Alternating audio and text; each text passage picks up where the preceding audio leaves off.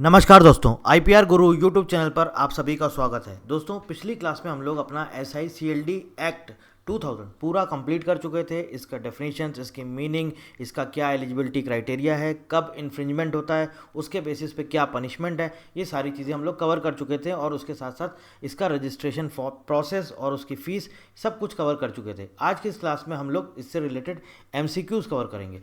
एक यहाँ पर इंपॉर्टेंट चीज़ है जो मुझे मॉडिफाई करनी है, करेक्शन करना है। लास्ट क्लास में मैंने जो आपको इसका पनिशमेंट बताया था, उसमें मैंने आपको जो इम्प्रिजनमेंट बताया था वो तो आपको पता है कि मिनिमम 6 मंथ होता है और मैक्सिमम 3 ईयर्स होता है। बट जो फाइन था वो मैंने आपको मिनिमम 50,000 बताया था और मैक्सिमम जो आपको है वो मैंने 1 लाख रुपीज़ बताया था। 1 लाख नहीं है वो आपका करेक्ट, उसका आंसर होगा 10 लाख रुपीज़। ठीक है, 10 लाख रुपए तक एक्सटेंड हो सकता है आपका ये फाइन। ठीक है, तो उसको मॉडिफाई कर लीजिएगा, करेक्ट कर लीजिएगा। वो 1 लाख नहीं है, वो 10 लाख है। चलिए अब शुरुआत करते हैं अपने सबसे इम्पॉर्टेंट पार्ट MCQs। सारे MCQs करेंगे जिससे आपका ये जो पूरा का पूरा चैप्टर है, ये पूरा का पूरा चैप्टर आपका रिवाइज हो जाएगा। ये सीरीज़ कंप्लीट होने के बाद फिर हम लोग एडवांस्ड लेवल MCQs करेंगे। ठीक है, अभी सिर्फ बेसिक बेसिक किस लिए, जिससे कि आपका चैप्टर रिवाइज हो जाए, रिकॉल हो जाए। चलिए शुरुआत करते हैं। फर्स्ट क्वेश्चन है, the semiconductor integrated circuits layout design act in India was enacted इन, किस ईयर में इनेक्ट हुआ था, लागू हुआ था? तो आप सबको पता है SICLD एक्ट 2000। करेक्ट आंसर है इसका ऑप्शन बी 2000। और अगर इससे रिलेटेड रूल्स की बात करें तो वो कब लागू हुए थे? 2001 में। ठीक है, SICLD rules 2001। Administration of the SICLD act is currently under, ये मैं आपको ऑलरेडी अपनी क्लास में बताया है। राइट नाउ इसका एडमिनिस्ट्रेशन किसके अंडर में है? DPIIT under ministry of commerce. और आपको ये भी बताया हुआ था कि 17 मार्च 2016 के बाद से ये जो है किसके अंडर में आ गया था? पूरा का पूरा एडमिनिस्ट्रेशन आ गया था मिनिस्ट्री ऑफ कॉमर्स, DPIIT। ठीक है, SICLD रजिस्ट्री फंक्शंस अंडर, किसके अंडर में काम करता है SICLD registry? Correct answer option A, controller general of patents design and trademark, यानी कि CGPDTM। ठीक है, CGPDTM। अब देखिए, थोड़ा सा समझिए, एडमिनिस्ट्रेटिव पावर्स जो है वो किसको दी गई है? DPIIT को। SICLD रजिस्ट्री मतलब आपको रजिस्ट्रेशन वगैरह कराना है, उसके लिए आपको एप्लीकेशन देना है, फॉर्म देना है, फीस देना है, ये सब किसके अंडर में आएगा? इसका रजिस्ट्री से रिलेटेड जितने भी फंक्शन है ये सब आएंगे CGPDTM के अंडर में। ठीक है, और जो इसका एडमिनिस्ट्रेशन है वो किसके अंडर में आता है? वो आता है DPIIT ministry of commerce, department for promotion of industry and internal trade, ministry of commerce. चलिए नेक्स्ट क्वेश्चन है, a semi conductor integrated circuit is commonly called, क्या बोला जाता है? ये सर्किट बोर्ड होता है, चिप होता है, माइक्रोचिप होता है, मेमोरी कार्ड होता है, या फिर प्रोसेसर कोर होता है? तो semi grade conductor integrated circuit को हम लोग क्या बोलते हैं? चिप बोलते हैं, या फिर माइक्रोचिप भी बोला जाता है। ठीक है, which of the following components may be present in a semi conductor integrated circuit? कौन कौन से कंपोनेंट्स होने चाहिए? ट्रांजिस्टर बिल्कुल सही है, कैपेसिटर बिल्कुल सही है, रेजिस्टर्स बिल्कुल सही है। करेक्ट आंसर होगा option D, all of the above.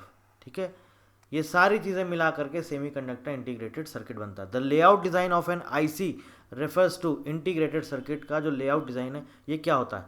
Electronic code होता है, अरेंजमेंट ऑफ सर्किटरी एलिमेंट्स होता है, shape of the chip package होता है, या सर्किट वोल्टेज डिज़ाइन होता है? तो मैंने आपको बताया था लेआउट डिज़ाइन का मतलब क्या है। जो भी सर्किटरी एलिमेंट्स हैं, वो एलिमेंट्स क्या हो सकते हैं? ट्रांजिस्टर हो सकता है, कैपेसिटर हो सकता है, रजिस्टर होता है, इनका सबका जो अरेंजमेंट होता है उसे ही हम बोलते हैं layout design.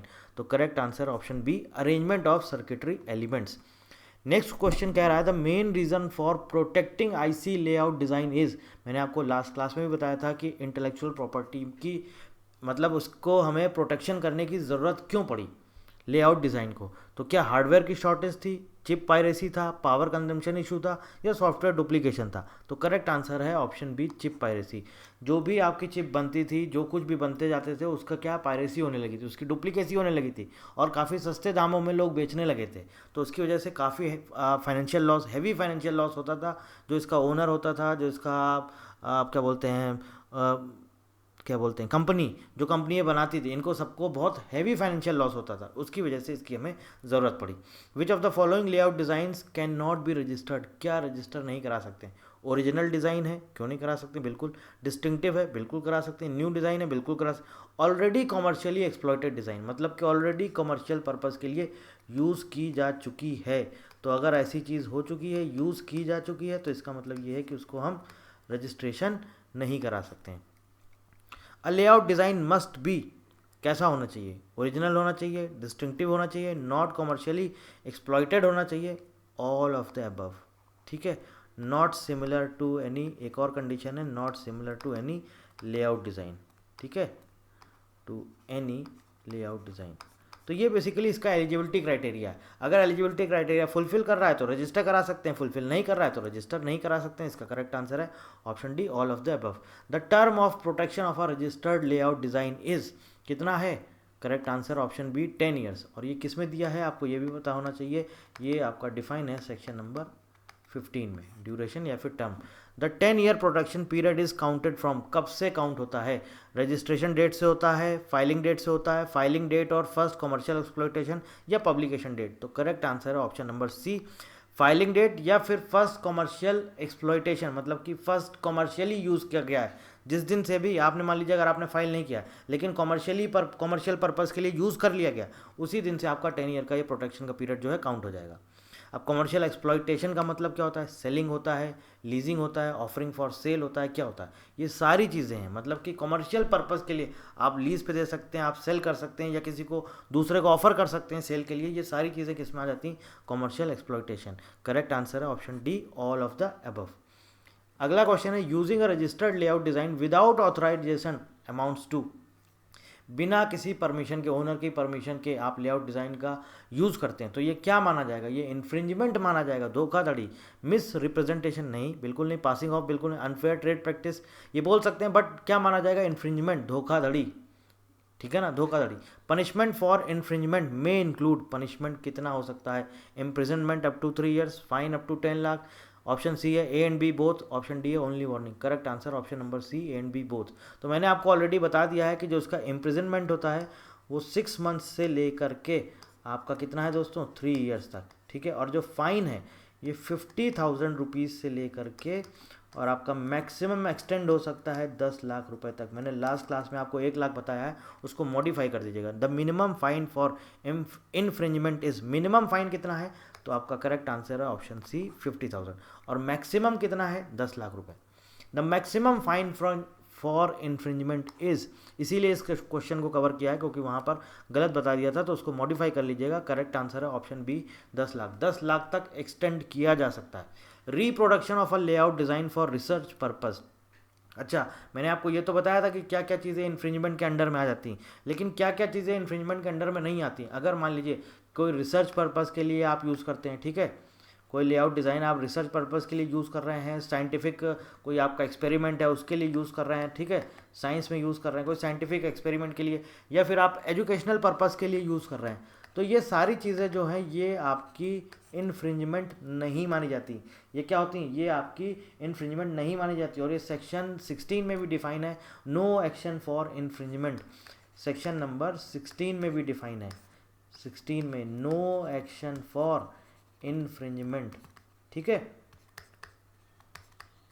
No action for infringement section number 16 में डिफाइन है। क्या बोला गया है कि अगर कोई भी लेआउट डिज़ाइन को यूज़ करता है, उसका रिप्रोडक्शन करता है या उसको यूज़ करता है रिसर्च पर्पज़ के लिए, साइंटिफिक एक्सपेरिमेंट्स के लिए, एजुकेशनल पर्पज़ के लिए, तो उसको इन्फ्रिंजमेंट नहीं माना जाएगा। तो ये जो है ये क्या है, is allowed. Correct answer option number B, is allowed.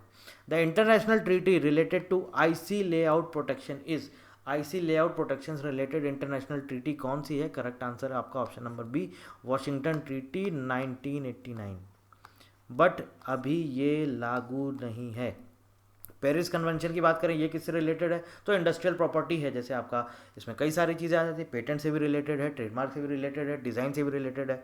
Burn convention मैंने आपको बताया था कॉपीराइट से रिलेटेड है, मैड्रिड प्रोटोकॉल आपका ट्रेडमार्क से रिलेटेड है। तो ये सारे के सारे जो हैं ये ट्रेडमार्क से रिलेटेड है, ये कॉपीराइट से रिलेटेड है। पेरिस कन्वेंशन ये मत समझिएगा कि सिर्फ पेटेंट से रिलेटेड, नहीं, ये पेटेंट से भी है, आपका ट्रेडमार्क से भी है और आपका डिज़ाइन से भी है, ठीक है ना।